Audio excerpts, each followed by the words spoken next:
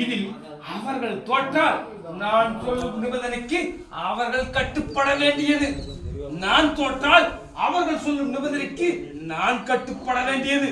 துரியோதனா, சுத்த வீரனாகிய நீ சூதினால் வாதிடுகிறேன் பாண்டவர்கள் என்று சொல்கிறாயே, இது உனக்கு இழிவாக தோன்றவில்லையா? பகைவர்களை வெல்ல பல வழிகளிலும் முயற்சி செய்வதில் தவறொன்றும் இல்லையே தாத்தா. பகைவர்களா? பாண்டவர்கள் உனக்கு எந்த வகையில் பகைவர்கள் ஆனார்கள் துரியோதனா?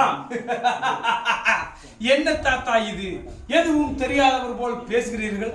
அரசனுக்கு சத்துரு என்பவன் யார் என்றால் தனக்கு சமமாக இருப்பவனும் அதற்கு மேம்பட்டவனும் என்பது தாங்கள் அறியாததா? வேண்டாம் குழந்தாய், சூதாடி பாதகம் செய்வது பாவம் துரியோதனா.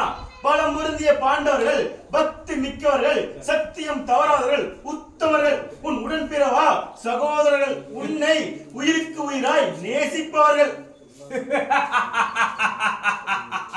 பக்தி மிக்கவர்கள், எல்லாவற்றுக்கு மேலாக சக்தி மிக்கவர்கள், சத்தியம் தவறாதவர்கள், பத்தியம் என்பதை பாராதவர்கள், உத்தமர்கள், மற்ற எவரையும் மதிக்காதவர்கள், உடன்பிறவா சகோதரர்கள், எனக்கு இடர் கொடுக்க வேண்டும் என்ற எண்ணம் கொண்டவர்கள், உயிருக்கு உயிராய் நேசிப்பவர்கள், என்னை ஒரு குருவி குஞ்சு என்று எண்ணுபவர்கள்.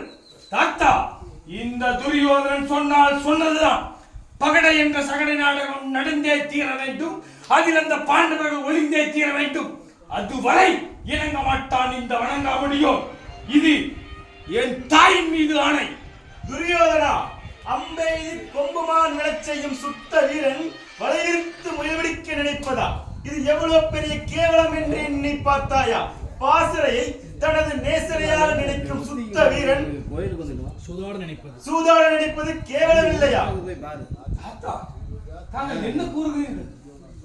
விடுமச்சான். ஏன் துரியோதனா, உனக்கு ஒன்றும் விளங்கவில்லையா? சண்டைக்கு சென்று மண்டை உடைந்து திரும்ப வேண்டிய துரியோதனன் தன் அறிவால் தெரியாமல் பாண்டவர்கள் ஜெயித்து விடுவானோ என்று உளறுகிறார் உன் தாத்தா. சகுனி, உன் துருப்பிடித்த துஷ்ட குணத்திற்கு ஒரு எல்லையே இல்லாமல் போய்விட்டது. கள்ளமில்லா பிள்ளை துரியோதனின் நல்ல எண்ணத்தில் நஞ்சை கலந்து விட்டாய்.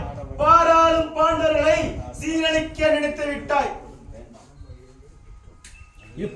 எப்படியோ வல்லவன் வகுத்த வழி அல்லவர்க்கும் தெரியட்டும். துரியோதனா, என்னால் முடிந்ததை எடுத்துரைத்து விட்டேன். இனி உன் இஷ்டம். அந்த இடத்துல கொஞ்சம் போயிட்டு